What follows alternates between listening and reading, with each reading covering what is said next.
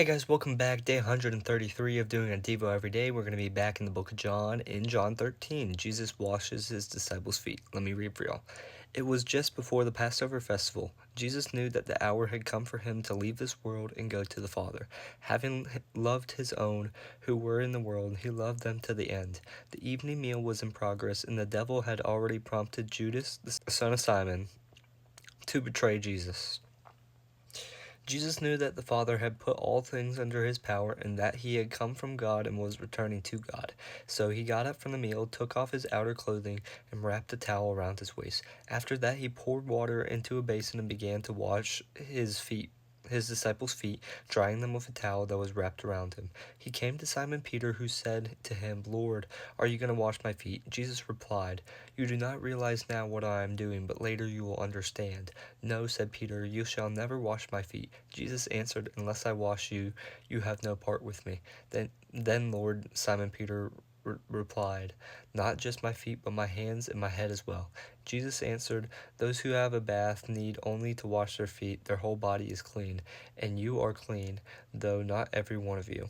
For he knew who was going to betray him, and that was why he said not everyone was clean.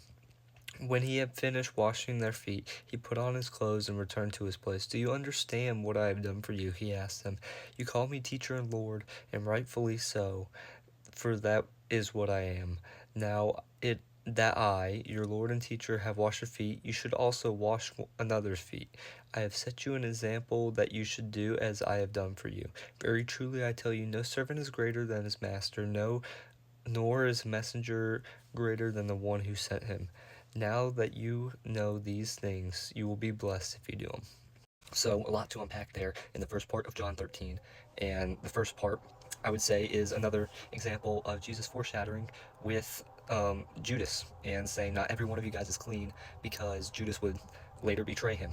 But the part I think is most important is Jesus when he explains why he's cleaning Simon Peter's feet.